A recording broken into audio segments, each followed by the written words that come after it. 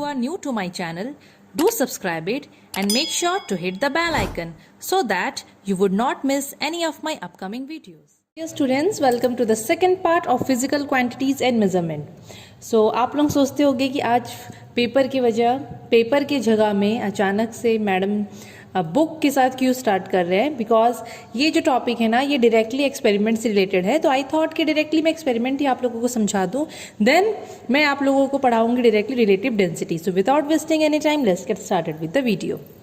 सो बच्चों, अभी जो टॉपिक है ना उसमें आप लोग पढ़ोगे about measurement of density of liquids. मतलब लिक्विड्स का डेंसिटी को हम लोग कैसे मेज़र करेंगे, कोई भी लिक्विड ले लो उसकी डेंसिटी को किस टाइप से मेज़र करेंगे हम लोग वो पढ़ेंगे। ठीक है, डेंसिटी का मतलब आप सबको पता है लाइटनेस और हैवीनेस ऑफ एन ऑब्जेक्ट। और यहाँ लिक्विड का बात हो रहा है, कोई भी लिक्विड, वाटर ले लो, मिल्क ले लो, जूस ले लो, मर्क्यूरी ले लो, कोई भी लिक्विड ले लो, वो कितना हल्का या कितना भारी है, अगर उसका डेंसिटी को जानना है तो हम लोग को ये टॉपिक पढ़ना पड़ेगा।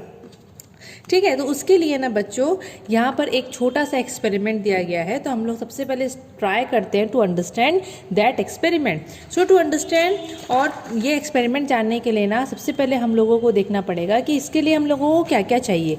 और सबसे पहले let's see what is the aim of the experiment. So aim of the experiment is to determine the density of a liquid. यहाँ पर एक पर्टिकुलर लिक्विड ले लिया है, मुझे तो वाटर ही लग रहा है यहाँ पर, तो वाटर ही ले लिया है बच्चों। मैं थोड़ा पास कर देती हूँ ताकि आप लोग अच्छे से इसको समझ पाओगे, देख पाओगे। एक मिनट, ओके, हाँ ओके, ये ठीक रहेगा शायद, इतना तो दिख रहा होगा। ठीक है, ओके। तो यहाँ पर हम लोगों का जो एम है एक्सपेरिमेंट का, देखो आपके बुक में भी दिया होगा, थोड़ा डिफरेंट तरीके से दिया होगा बट एम सेम होता है, to determine the density of a liquid. So materials required, यहाँ पर हम लोग को क्या क्या चाहिए। सबसे पहले अ लिक्विड, यहाँ पर कोई भी लिक्विड आप लोग ले सकते हो, तो यहाँ पर बेसिकली वाटर ही लिया गया है और हम लोग भी वाटर लेंगे क्योंकि वाटर बच्चों बहुत ही चीपली एंड बहुत ही ईजिली अवेलेबल है, हर जगह आपको पानी मिल जाएगा। अभी भी पानी का ही आवाज़ आप लोगों को सुनाई देता होगा, है ना। Then measuring cylinder, measuring cylinder के बारे में जस्ट आप लोगों को पहला वीडियो में बता रखी हूँ। ठीक है, आप लोग उसका फोटोज़ भी देख सकते हो, साइड में भी आप लोगों को दिख रहा है measuring cylinder. Then physical balance, physical balance ना एक टाइप का तराजू होता है बच्चों, जो कि ना बेसिकली लैब में यूज़ होता है। अब बाहर में आप लोग ग्रीन ग्रॉसर के पास जो तराजू, जो बीम बैलेंस देखे हो, वो फिजिकल बैलेंस नहीं है। फिजिकल बैलेंस ना बेसिकली ज्वेलर्स के पास, मतलब ज्वेलरी शॉप में, और ना फिजिक्स लैब में, बेसिकली फिजिक्स लैब में ही यूज़ होता है। तो हम लोगों को फिजिकल बैलेंस चाहिए जिसकी मदद से ना हम लोग मास मेज़र कर सकते हैं। आप लोग क्लास 6 में फिजिकल बैलेंस के बारे में ऑलरेडी पढ़ चुके हो, तो मुझे नहीं लगता है कि आप लोगों को समझने में कोई भी दिक्कत या परेशानी होती होगी।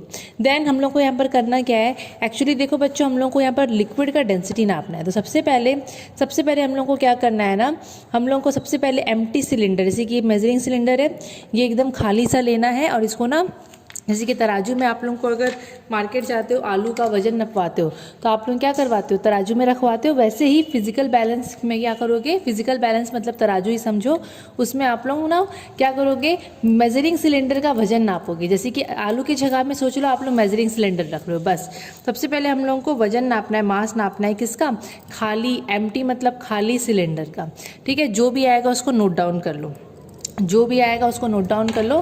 तो सपोज यहाँ पर जो मास है एम्प्टी सिलेंडर का, उसको m1 लिया है, कुछ भी आ सकता है, उसको यहाँ पर m1 लिया है। उसके बाद यहाँ पर है कि उसके बाद उसमें लिक्विड डालो, लिक्विड डाल के फिर उसको वजन करो। जैसे कि आप लोग पानी एक लेवल तक डाल दिए हो, ठीक है, और फिर उसको आप लोग मेज़र कर रहे हो, फिर मेज़र करे उसका मास तो कुछ आया, पानी के साथ उसका मास, तो उसको m2 ले लिए। फिर हम लोग को क्या करना है ना, दोनों का मास को माइनस करना है। मतलब पानी के साथ फिजिकल बैलेंस में जो आप लोग मेज़र कर रहे हो, पानी के साथ मेजरिंग सिलेंडर का मास माइनस खाली मेजरिंग सिलेंडर का मास, तो वो मिल जाएगा हम लोगों को मास ऑफ द लिक्विड। ठीक है, उसके बाद यहाँ पर हम लोग वॉल्यूम ऑफ द लिक्विड वो भी आराम से नाप सकते हैं। वॉल्यूम कितना होगा, मतलब कितना लेवल तक आप लोग जो पानी डाले हो। तो बच्चों देखो यहाँ पर अगर आप लोगों को वॉल्यूम नापना है, अगर एकदम स्ट्रेट लाइन है तो कोई दिक्कत नहीं है, जो हम लोग पहला पार्ट में पढ़े हैं, अगर स्ट्रेट लाइन है तो आप लोगों को अपना आँख को एकदम हॉरिजॉन्टल रखना है। लेकिन अगर इस टाइप से ना कर्व्ड रहता है, अगर ये जो लेवल है वाटर का वो स्ट्रेट नहीं होकर वो इस टाइप से कर्व्ड है, मैं आप लोगों को पास से दिखाती हूँ। हाँ, अगर ये जो लाइन दिख रहा है, अगर इस टाइप से आप लोगों को रीडिंग दिखेगा, मतलब इस टाइप से लाइन दिखेगा, तो आप लोग कैसे करोगे रीडिंग इसका? तो रीडिंग करने का एक तरीका है, अगर ऐसे उठा हुआ दिखेगा बच्चों, ऊपर की तरफ है, तो जो ऊपर वाला टॉप लेवल में जो रहेगा ना, वही रीडिंग आप लोग लोगे। लेकिन अगर ऐसे नीचे की तरफ अगर ऐसे दबा हुआ है, ठीक है, अगर एक कर्व नीचे की तरफ जा रहा है, तो नीचे वाला जो सबसे लो लाइन में है उसको आप लोग रीडिंग लोगे, वही रीडिंग आप लोगों को लेना है। आप लोगों को थोड़ा ध्यान देना है कि सबसे नीचे वाला लाइन में यहाँ पर कौन सा रीडिंग आ रहा है, तो वो हो जाएगा वॉल्यूम ऑफ द लिक्विड। अब डेंसिटी नापना है, तो डेंसिटी का बच्चों फॉर्मूला आप लोगों को पता है, मास बाय वॉल्यूम। तो मास आप लोगों को मिल चुका है m2 - m1, मतलब जो लिक्विड का आप लोग निकाले थे माइनस करके, divided by volume of the liquid. अभी जस्ट आप लोगों को जो बताई हूँ मैं कर्वेचर को देख के, है ना, बस डिवाइड कर दोगे तो आप लोगों को मिल जाएगा। तो ये बहुत ही सिंपल सा चीज़ है बच्चों। अब जो नेक्स्ट हम लोग पढ़ेंगे दैट इज़ रिलेटिव डेंसिटी। अब जो हम लोग नेक्स्ट पढ़ने वाले हैं वो है रिलेटिव डेंसिटी। तो रिलेटिव डेंसिटी आप लोग शायद नहीं पढ़े हो पहले। रिलेटिव डेंसिटी को हम लोग स्पेसिफिक ग्रेविटी भी बोलते हैं, ये न्यू है आप लोगों के लिए। रिलेटिव डेंसिटी को हम लोग स्पेसिफिक ग्रेविटी भी बोलते हैं, ये एकदम नया है और बहुत सिंपल है। तो रिलेटिव डेंसिटी में ना बच्चों आप लोगों को डेंसिटी को कंपेयर करना है। मतलब रिलेटिव का मतलब क्या होता है, जैसे कि दो चीज़ को कंपेयर कर रहे हो और यहाँ पर डेंसिटी, दो चीज़ का डेंसिटी को कंपेयर कर रहे हो, जिसमें से एक तो पानी का ही होता है, ठीक है। पानी का, वाटर का डेंसिटी लेते हैं at 4 degree Celsius. At 4 degree Celsius क्यों लेते हैं, ये थोड़ा हाइयर क्लासेस में। वाटर जो हम पर लेते हैं ना, उसका टेम्परेचर 4 डिग्री सेल्सियस में मेंटेन करवाया जाता है। क्यों? उसका रीज़न बच्चों थोड़ा है, वो इम्पॉर्टेंट है, पर अभी के लिए इम्पॉर्टेंट नहीं है, वो हायर क्लासेस में है, ठीक है। पानी का ना एक अलग सा प्रॉपर्टी होता है जो कि आप लोग थोड़ा और हायर क्लासेस में चले जाओ, 9 में चले जाओ, 9 में आप लोग पढ़ोगे। तो रिलेटिव डेंसिटी में ना दो चीज़ का डेंसिटी को कंपेयर किया जाता है। मतलब दो चीज़ रहेंगे, एक सब्सटेंस दिया रहेगा, कोई भी सब्सटेंस हो सकता है, लेकिन दूसरा चीज़ वाटर रहेगा और वाटर का टेम्परेचर कितना होगा, 4 डिग्री सेल्सियस।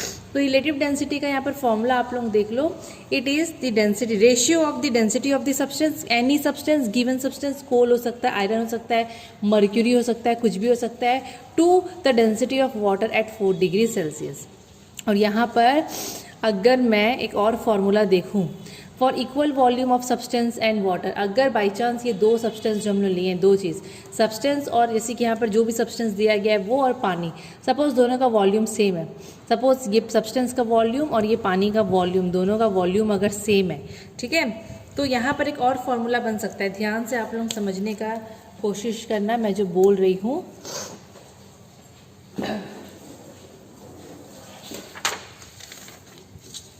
जैसे कि फॉर्मूला है,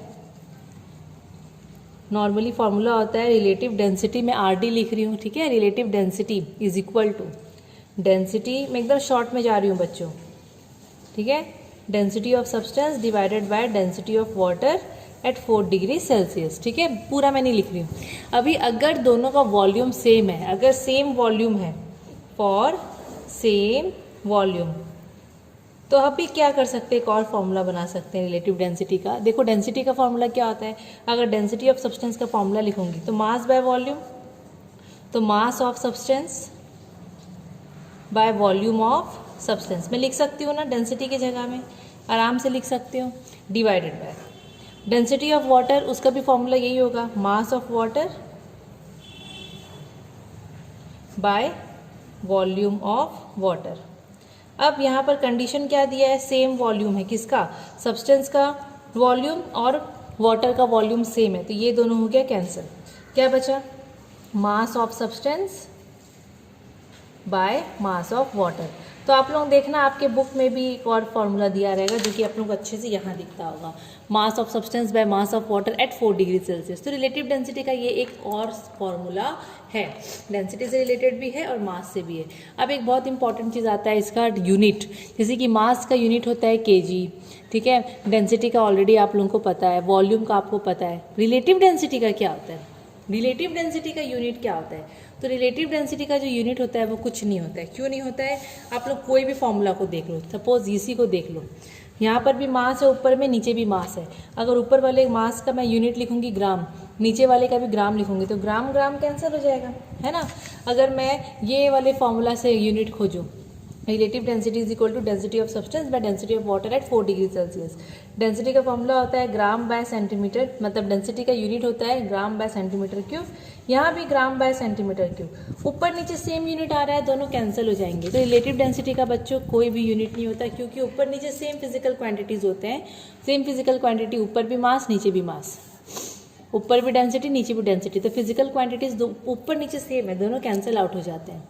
ठीक है, अभी यहाँ पर ये कन्वर्जन होता है, जैसे कि डेंसिटी रिलेटिव डेंसिटी है, यहाँ पर दोनों का रिलेशन है। ठीक है, डेंसिटी और रिलेटिव डेंसिटी दिया है, एक को CGS में कन्वर्ट कर रहे हैं, एक को SI में कन्वर्ट कर रहे हैं। अगर CGS में कन्वर्ट करना है आप लोगों को रिलेटिव डेंसिटी को, ठीक है, जैसे कि रिलेटिव डेंसिटी दिया है और बोलेगा कि डेंसिटी को आप लोग लिखो CGS में, तो जस्ट मल्टीप्लाई करना है 1 से।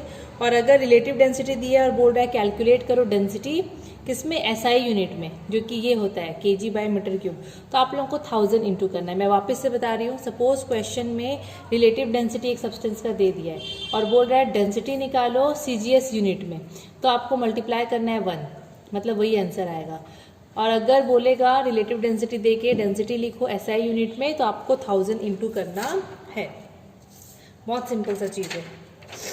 अभी एक न्यूमेरिकल्स कर लेते हैं इसका।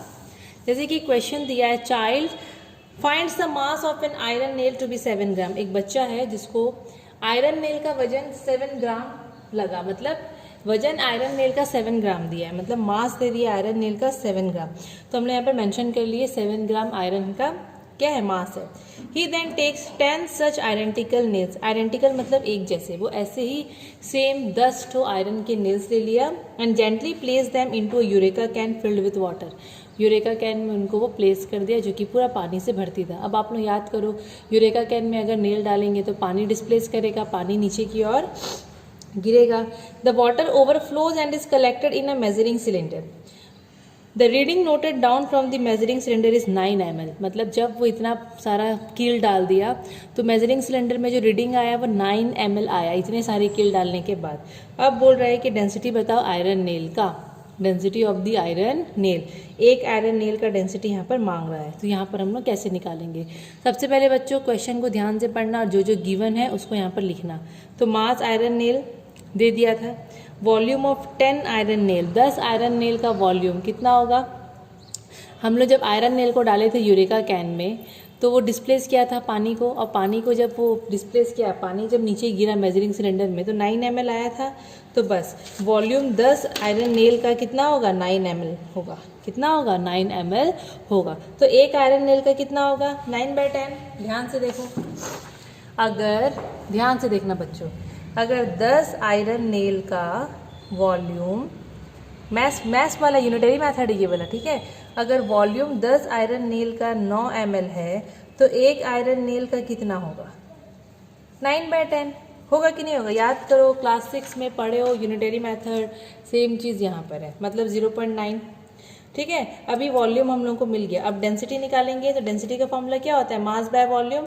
तो मास है 7, तो 7 बाय वॉल्यूम है ये 9/10 या फिर 0.9। सॉल्व करोगे आपको आंसर मिल जाएगा। तो एकदम सिंपल है, डेंसिटी आप लोग बहुत इजीली आराम से निकाल सकते हो, बहुत इजीली निकाल सकते हो। ठीक है, एक और न्यूमेरिकल्स देख लेते हैं। क्वेश्चन है, piece of coal has a mass of 20 ग्राम।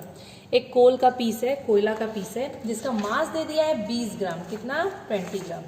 ठीक है, एंड वॉल्यूम दे दिया है 100 सेंटीमीटर क्यूब। मतलब डायरेक्टली क्वेश्चन में मास एंड वॉल्यूम दोनों गिवन है, डेंसिटी मांग रहा है, तो ये तो डायरेक्टली निकलेगा मास बाय वॉल्यूम। देखो, मास बाय वॉल्यूम 20/100, 1/5, इसको तो सॉल्व करके आप लोग इतने लिख सकते हो। ठीक है, रिलेटिव डेंसिटी भी बोला है। अब रिलेटिव डेंसिटी कैसे निकालेंगे, तो रिलेटिव डेंसिटी जो होता है that is density of coal, क्योंकि कोल में क्यों लिखी हूँ, फॉर्मूला में होता है डेंसिटी ऑफ अ सब्सटेंस, और यहाँ पर कोल दिया है तो कोल लिखना है, divided by density of water at 4 degree Celsius. अभी डेंसिटी कोल का कितना निकला, अभी जस्ट निकाले थे, 0.2 लिख दिए। अब ये ग्राम बाय सेंटीमीटर क्यूब में है बच्चों, CGS यूनिट में। तो यहाँ पर density of water at 4 degree Celsius क्या लेंगे, अगर ये CGS यूनिट में है तो CGS यूनिट में बाकी वाटर का डेंसिटी हम लोग G1 मतलब 1 लेंगे। लेकिन अगर यहाँ पर ये कितना होता, लाइक अगर ये SI यूनिट में होता, kg में होता, तो नीचे वाला को हम लोग 1000 लिखते। इस चीज़ को ना थोड़ा आप लोग याद रखना, अगर ऊपर में CGS यूनिट में है तो नीचे का डेंसिटी को हम लोग इस कंडीशन में 1 लेंगे, बट अगर SI यूनिट में देगा तो नीचे वाले डेंसिटी को हम लोग 1000 लेंगे। तो बस सॉल्व करेंगे and we will get the answer. तो ये वीडियो भी बच्चों हम लोग यहीं पर ख़त्म करते हैं। नेक्स्ट वीडियो में we will read about relative density bottle, और उसके बाद आएगा हाइड्रोमीटर, फ्लोटेशन एंड सिंकिंग। उसके बाद हम लोग ये चैप्टर जल्दी कंप्लीट कर लेंगे। सो अगर आप लोगों को वीडियो अच्छा लगा होगा तो लाइक शेयर एंड सब्सक्राइब जरूर से कर दीजिएगा। Thank you.